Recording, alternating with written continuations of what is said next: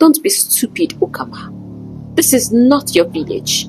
You think you will survive here with that stupid pride? I am your wife, she said, her voice shaking. Why would you even ask me to do that? You are what I tell you to be, he snapped, rising from his own table. I own you. The sun hung lazily over Umoki village, casting golden shades on the dusty earth as Okama walked through the narrow path that led from her family's farm. A woven basket rested against her hip, filled with fresh okra and yams.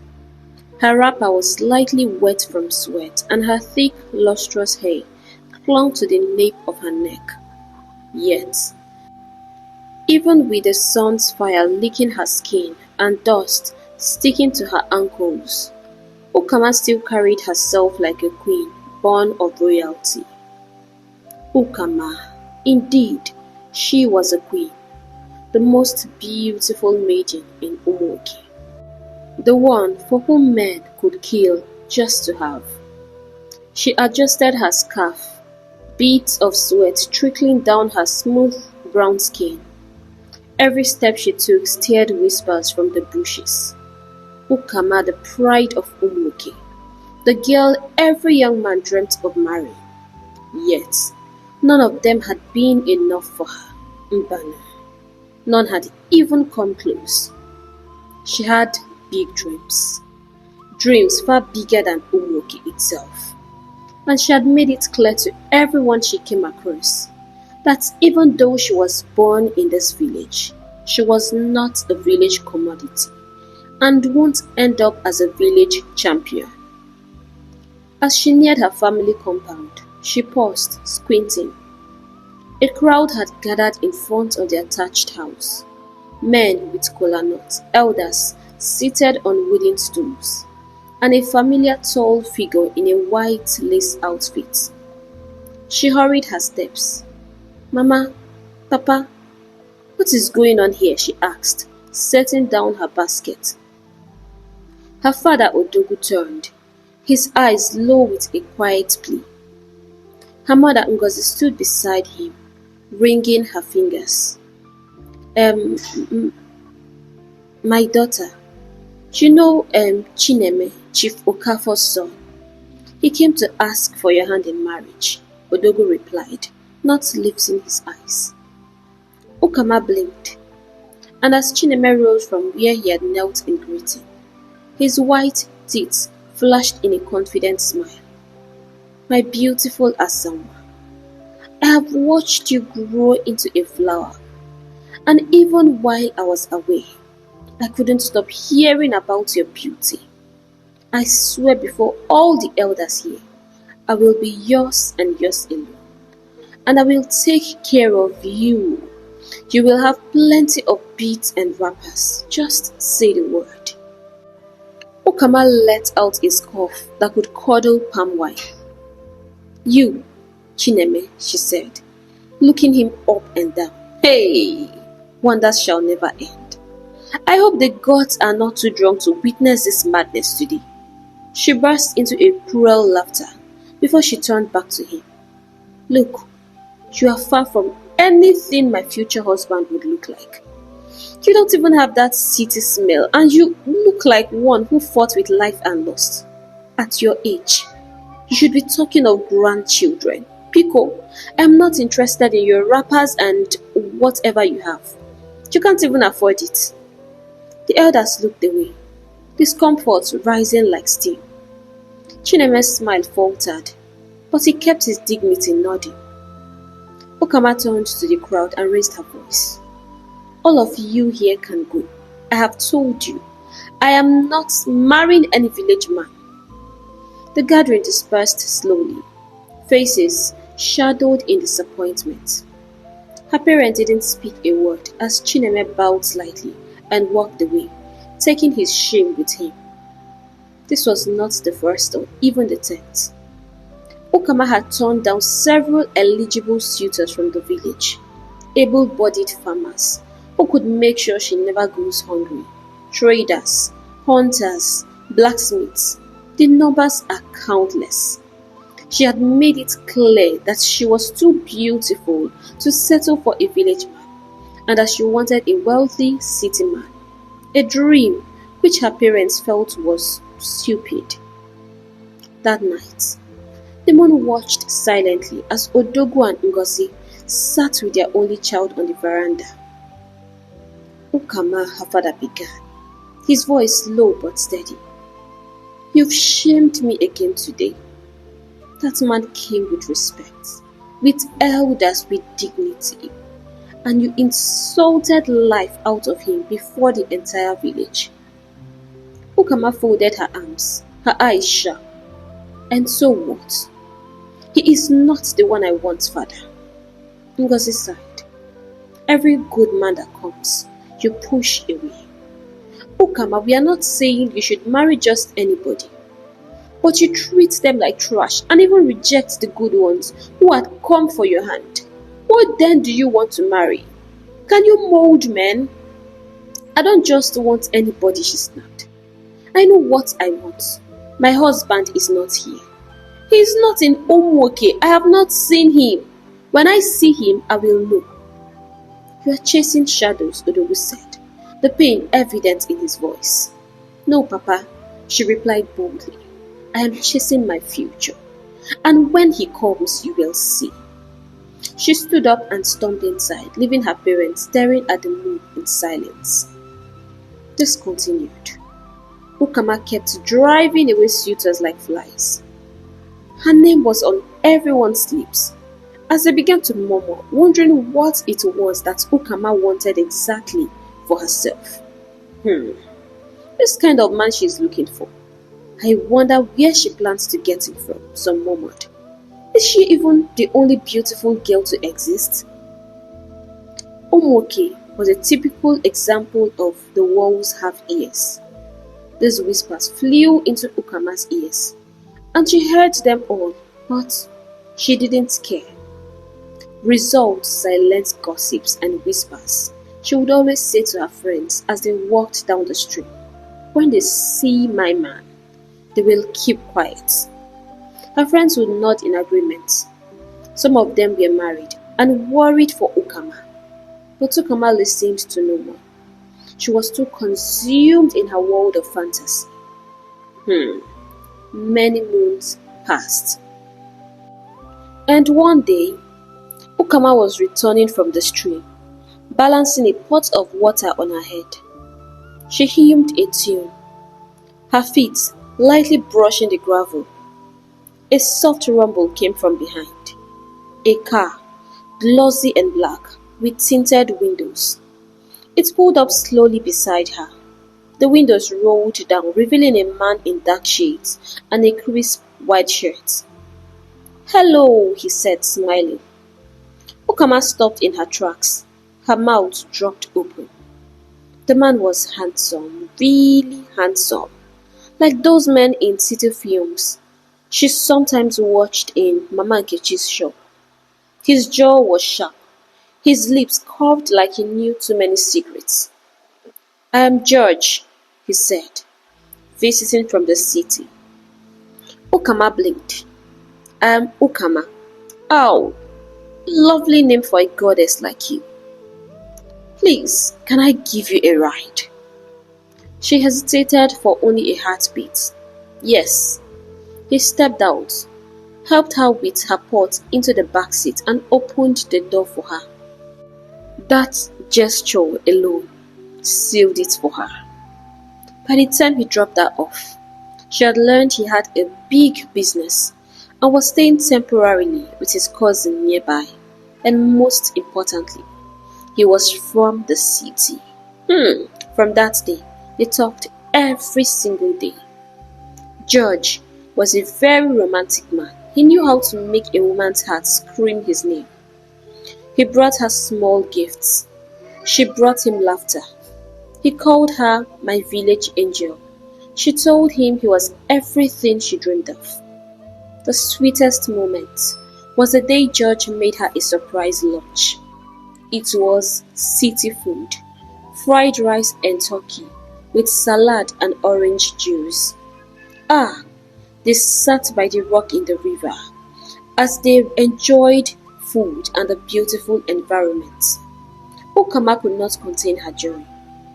George was everything she wanted and more. And just when she thought the day couldn't be any sweeter, George brought out a guitar and sang a sweet love song for her.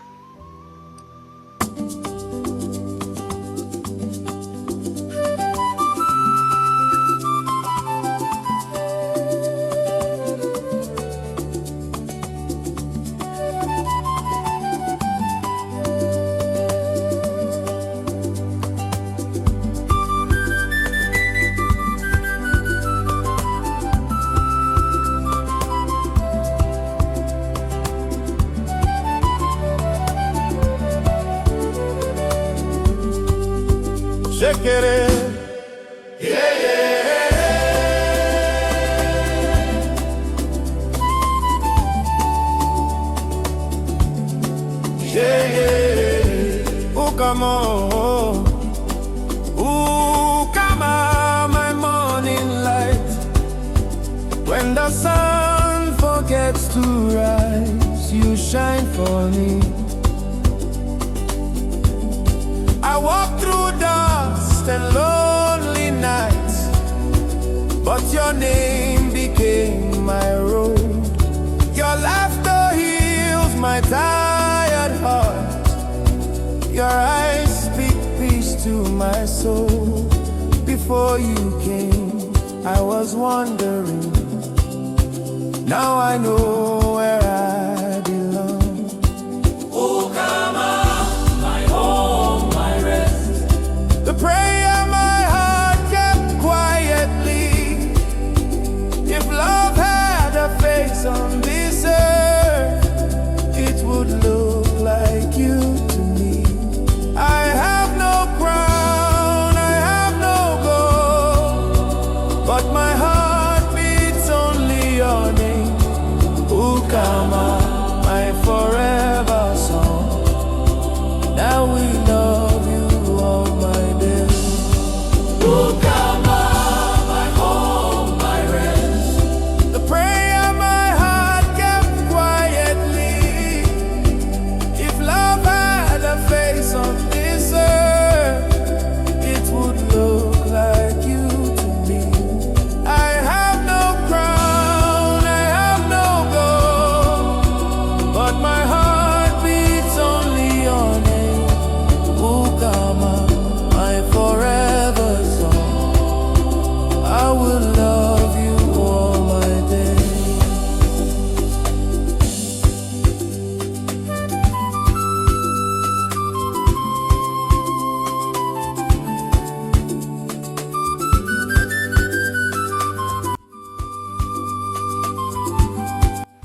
Hey! Ukama was already in cloud 9. At this point, she didn't need a soothsayer to tell her that George was the man. Ah, it was George or nothing. The beauty of Umoki had totally been smitten. Within 3 weeks, George was seated before her father's compound. I want to marry your daughter, sir, George said confidently, standing beside a bottle of gin, a big bag of yams, and lots of cash. Odogu's face tightened. You say you want to marry her, he said slowly. But where is your family? Who are your people? What do you do for a living? You cannot marry my daughter just like that. That is not how it is being done in our tradition. I came alone, sir, George said with a grin. I just wanted to find love the traditional way. I have lots of money, and I promise to take care of her. That is not how we do things. My daughter is not a commodity for sale, let alone giving her off to a stranger I know nothing about. You must come with your people, Odogu said firmly. George bowed politely, thanked them and left. Ukama watched him leave, fire bubbling in her chest. You've chased him away, father, she screamed. He is the love of my life. Why? Why do you hate to see my happiness? Her father stood up shocked. Mind your tongue, Ukama. I am your father. Do not tell me that, father. I love him. He is everything I've ever wanted. My dream man, father. And you just sent him away like a dog. Ngozi stepped forward. This man just appeared out of the blues and now wants to marry you. He brought no one. Told us nothing about himself. Don't you find that strange? You don't even know what he does, Odogu added. A man who cannot speak of his roots is a man who carries secrets. Knowing that he loves me so much and worships the ground I walk on is enough, father. Plus, he also lives in the city. You are just angry that my dream man came. And you weren't the one to choose for me, she cried. I said, you will not marry that man. And that is final, her father declared. Ukama's eyes gleamed with defiance. I will. I swear I will marry him, Papa. If you do, I will disown you. I don't care if you are all I have, but I will turn my back on you. Ukama laughed bitterly, then beat her hand on her chest. I don't care. I must marry him. With that, she stormed inside, slamming the bamboo door shut, as the wind carried the weight of her choice into the night. Ukama hadn't seen George in days. Her eyes searched for him on every footpath and the village corner. Her stomach fluttered whenever she passed the old mango tree they once stood under. But he was gone, like a whisper in the wind. She became a shadow of herself, refused to eat or talk to anyone, and blamed her parents every day for chasing away the man of her dreams. Every night, Ukama sat outside mourning the love of her life, the love that she never got to be with. After many days, she decided to move on, even though her heart still broke into 1,000 pieces anytime she thought about George. Then, one late morning, while she bent by the stream scooping water into her clay pot, two soft hands grabbed her waist. Ukama turned and was shocked to see George. Ukama, he called softly. She stood slowly, her heart racing, unsure if she was dreaming, because lately she had been seeing him so many times in her dreams. George. He looked tired. His usual brightness dulled. I didn't want to come back, he said. But I had to see you. I couldn't get you off my mind. Why? She asked, stepping closer. Why did you leave? Where have you been? I was hurt, Ukama. The way your family treated me like I was a nobody, like I wasn't good enough for you. She looked down. I told them I will marry you with or without their blessing. I swore it. His lips curved into a smile. Do you mean that? She nodded. He took her hand. Then, let's make it real. Marry me, Ukama. I will give you the life you dream of. A house with marble floors, silk bed sheets, clothes from abroad. You will never touch a firewood stove again. She gasped as he pulled out a simple gold ring. Her eyes brimmed. Yes, yes, George, yes, I will marry you. Now let's go tell your parents, he said. Just once more. Let's try our luck. Hand in hand, they walked to her father's compound. Her eyes gleamed as she lifted her hand. Papa, Mama, look, George proposed. It's real gold. We are getting married. Her father's face darkened. You accepted a proposal behind my back. Are you crazy, Ukama? Do you even know what you are doing? Ukama's smile faded. I've told you, Papa. I love him. She loved him, Udoguruad. Love that came from one car ride and sugar-coated lies. Do you even know him? Papa, please stop it. I know enough. I am no longer a baby. I know he will care for me. I said no, you will not marry this man. Ukama's voice broke. I don't care what you say. I will marry him. If you do, I will disown you, Ukama. Ukama's jaw tightened. Do as you please. She turned into the house. That night, while everyone slept, Ukama gathered a few wrappers, beads and earrings and came out with them tied in a small cloth. She stared at their hearts for one last time, her father's words ringing in her ears, but she shut them. He's just scared and would come around, she said to herself. Ukama's eyes stung, but she turned away. George stood by the corner waiting for her. He opened the car door and she got in. She didn't even look back. They drove into the city. It was a very long ride. She watched wide-eyed as the buildings grew taller and the road smoother. Her heart thumped at the sight of city lights. It felt like entering a dream. Their wedding was held in a small office, just the two of them, and a quiet registrar. No family, no songs, no dancing. After the signing, she whispered, "That's it." George simply nodded. After everything, he drove her to his home, a spacious duplex in a very quiet neighborhood. Ukama looked around in awe. It was clean, modern, and cold. She asked gently, "Why didn't you invite your family? They live here, don't they?" George dropped his keys on the table. "Did I ever say they live in Lagos?" She blinked. "Well, I assumed." He cut her off. "You assumed wrong, and should stop that smelly habit of assumption. I hate it." She felt her chest pinch. What just happened?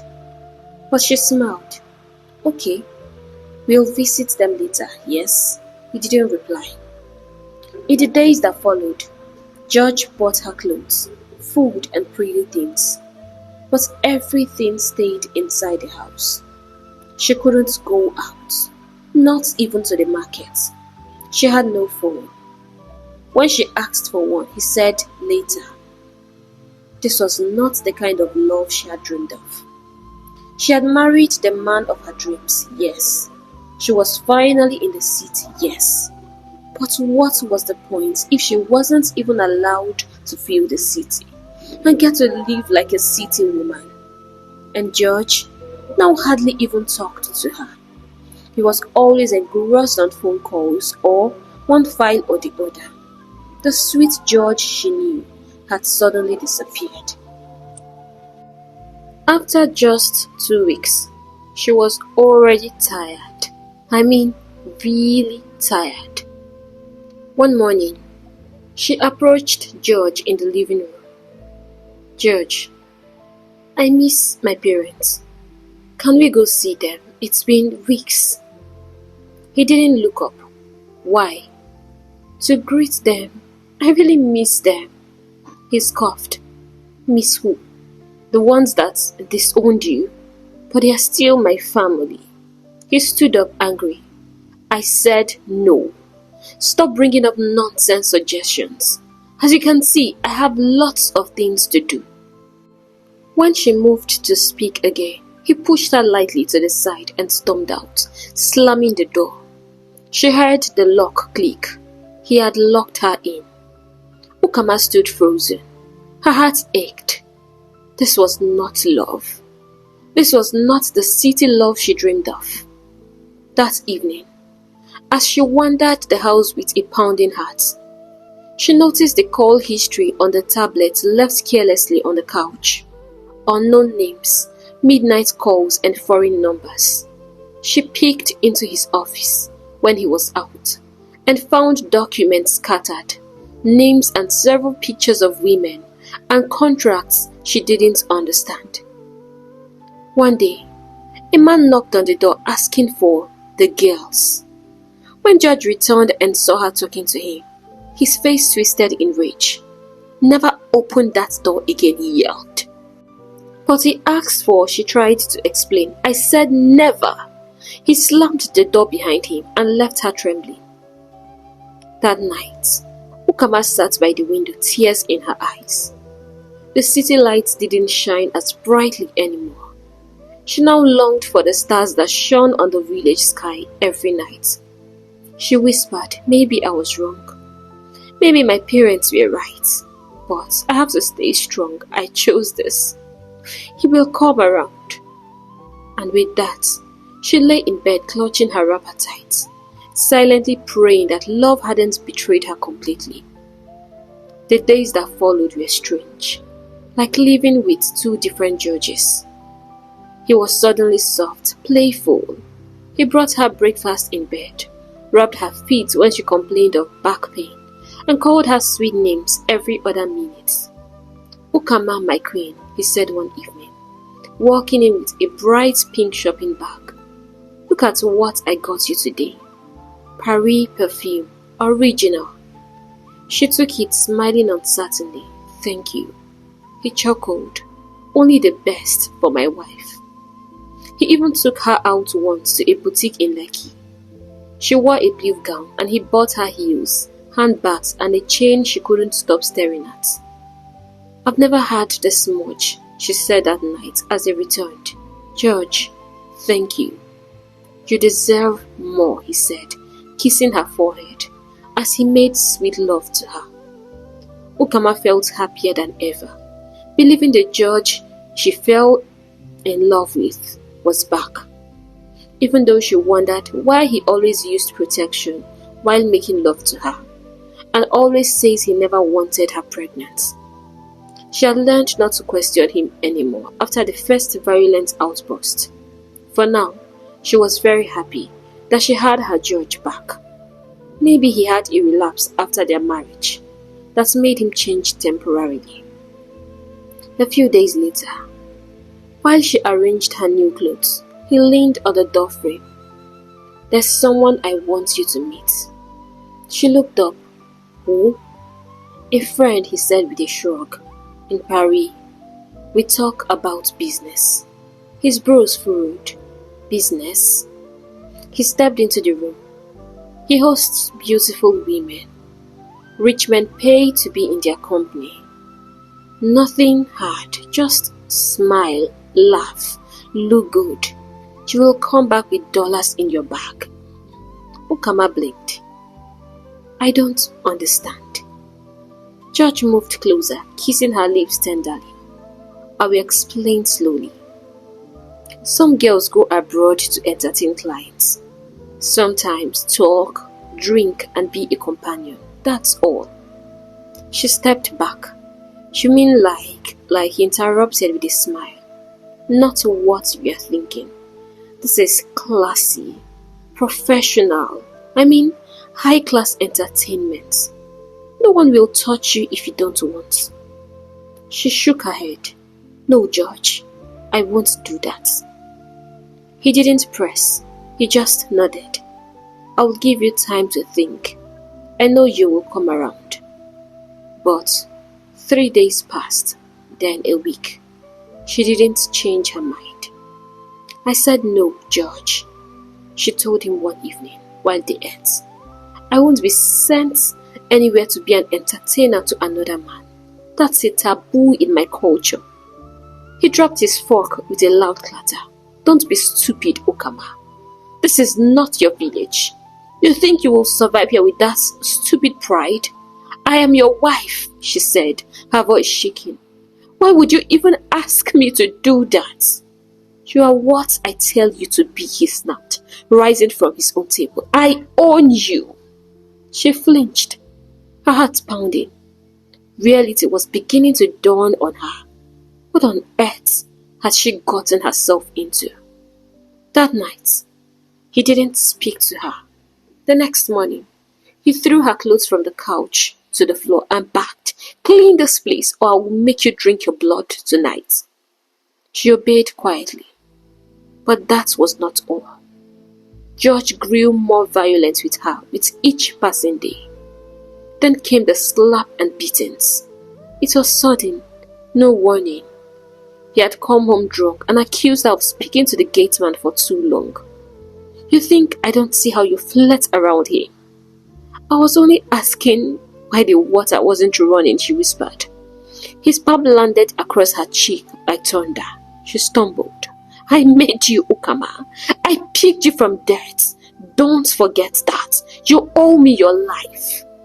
She curled into the couch, weeping silently till dawn. Then, one night, her sleep broke. She was very thirsty and decided to get water downstairs. She rose quietly and tiptoed towards the living room. As she passed the hallway, she heard his voice, low but urgent. "I promise you, sir, I will have her sent to Paris," he was saying on the phone. "She's the perfect one, very beautiful, nice curves, soft voice, naive. The client will love her. Just give me a few more days. No. I promise I will convince her or handle it my way." Ukama froze. Her lips parted in horror. Another pause. Then his voice rose again. "She's not even from here. No family to report to. In fact, her family abandoned her. I have done this 20 times already. This one is even easier. She's still wrapped in village dreams."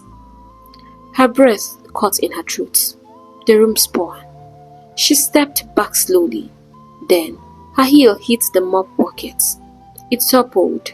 The door creaked open. George stood there, phone in one hand, eyes locked on her. "Ukama."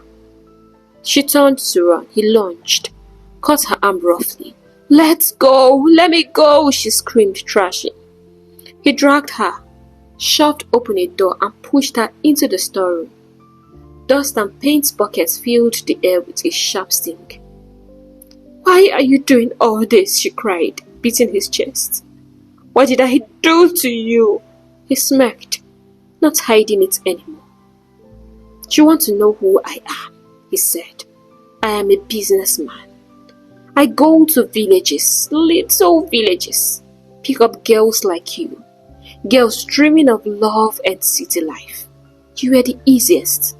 One car ride, a sweet song, a ring, and sweet words. And you abandoned your family and came running after me like a lamb." Tears streamed down her face. "You lied to me. You used me. And I will sell you too," he said coldly. "You are mine now. No one is coming to save you." He shut the door, clicked the lock. Ukama collapsed to the floor. The concrete was cold beneath her knees. She was trapped in a house that once felt like paradise. She buried her face in her hands and sobbed. Her dreams were gone, her family far. Her heart was broken beyond words. The city didn't scare Odogo. It confused him, exhausted him, but it didn't scare him. It had been months since they last heard from their daughter. Not a call, not a message. Ngozi had cried every night, clutching her wrapper like it was Ukama's hand. Even if she made a mistake, Ngozi whispered one night, "She is still our daughter." They had found George's picture in Ukama's room, the photo he had given her when they had first met. It had slipped out of Ukama's belongings when she was packing in a hurry. They didn't know where to look for her. They only knew that she had mentioned Lagos, and they were willing to search every nook and cranny. And so, they came. Buses, taxis, asking questions at bus stops, markets, junctions, even at a police post. Bodogo carried Ukama's photo in his shirt pocket, showing it to anyone who looked like they knew something. 3 days into their search, a conductor at Ojota recognized George's face from Odogu's photo. "Na that man where they carry fine girls. He dey stay for one estate for Jakonde. I know him." That was how they found the house. At his house, inside, George had dressed Ukama in a short glittery dress she hated. "We will leave tonight," he said over the phone. "Ticket is ready. I will drop her at the airport myself. Client says she looks too innocent. That's good." Ukama sat on the edge of the bed, numb, her eyes staring at the wall. When he dropped the call, he walked over and tilted her chin. "You better behave when we get there. One more drama and you will wish you never left your thatched house." Then came the knock. It was loud. George froze, looking at her. "You say one wrong word, I will kill all of us here. Smile. You hear me?" She nodded in fear. He opened the door and there stood Odogu and Ngozi, dust-covered and weary, eyes widening at the sight of him. "Where is Ukama?" Odogu asked. "Papa!" Her voice cracked from inside. She came into view slowly, like a child afraid to be seen. "My daughter!" Ngozi rushed to her, hugging her tightly. But something wasn't right. "Why does she look like that?" Odogu asked, stepping in. George chuckled. "She's fine, sir. We just had a little disagreement. That's all. You know how young wives can be. Missing home and all." Ukama stepped away from her mother. "He's lying, Papa." George stiffened.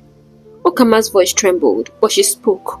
"He's not a good man, Papa. He lied to me. You were right. I don't know him. He sells girls, Papa. He's sending me to Paris, to men. I was trapped. I thought I would die." Ngozi gasped, pulling her closer. "You little liar," George growled. "You want to disgrace me in my own house? Don't talk to her like that," Odogu shouted. "You came to my house to shout." George reached behind the chair and pulled out a gun. "I will kill all of you here. If she doesn't follow me tonight, you all will die and no one will know." Ukama's eyes widened. She never knew George had a gun. "Please, don't hurt them. I will go. I will go." "No, you will not." Odogu moved, shielding his daughter. But just then, the door burst open. 6 men, policemen, stormed in with their guns raised. "Drop your weapon," one barked. George raised his hands, smirking. "What is this?" "You are under arrest for human trafficking, illegal possession of weapons, and multiple disappearances of young women," the officer said, cuffing him. "Who reported me?" George spat. "I did," Odogu said. "You think I would just walk into your den empty-handed? I got enough information about you." George struggled. "You fools don't know who I am. You are finished," the officer said. "You will rot in jail." Ukama watched as George was dragged away, his threats echoing behind him. The journey back to the village was quiet. It had been a wild adventure filled with bitter lessons.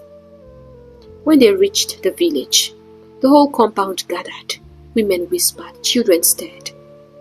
But Odogu placed his arms around his daughter's shoulder.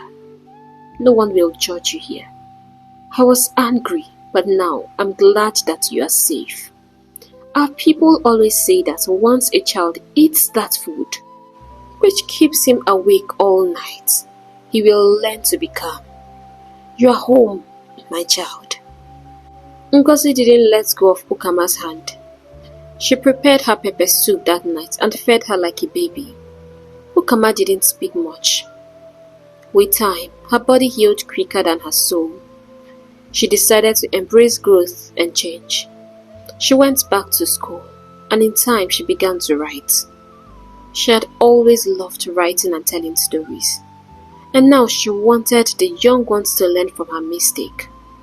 She started small journals, then stories. One day, the youth leader asked her to come speak to some girls at the community center. She shared her story, not with shame but strength. I was fooled by my wild dreams, but now I know better. Do not base your love in material things. No love should cost your life and happiness. And do not ignore your parents' advice.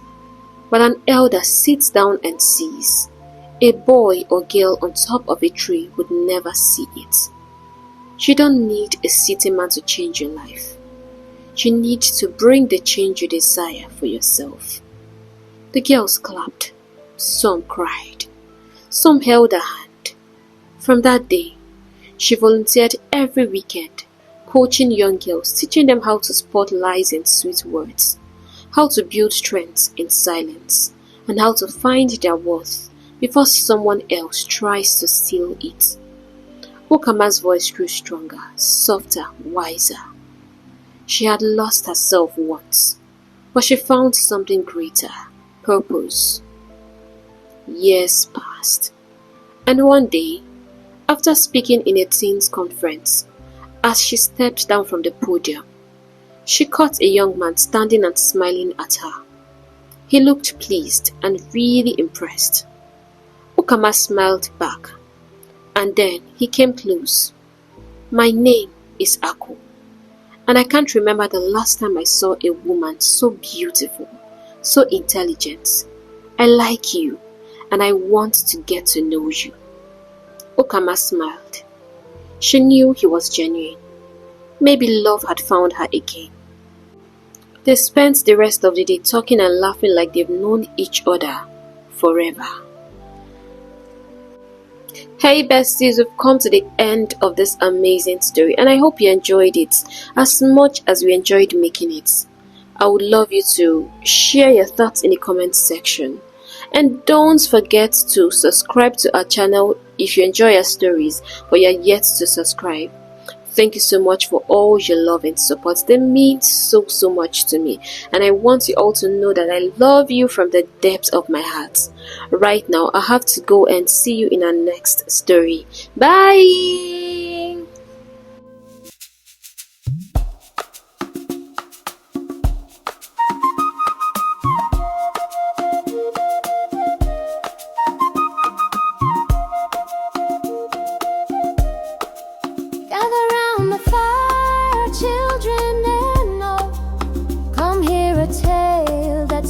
To be told, epic tales by Mara's voice of tricksters, queens, and lovers' joy, where trees can talk and spirits roam, and every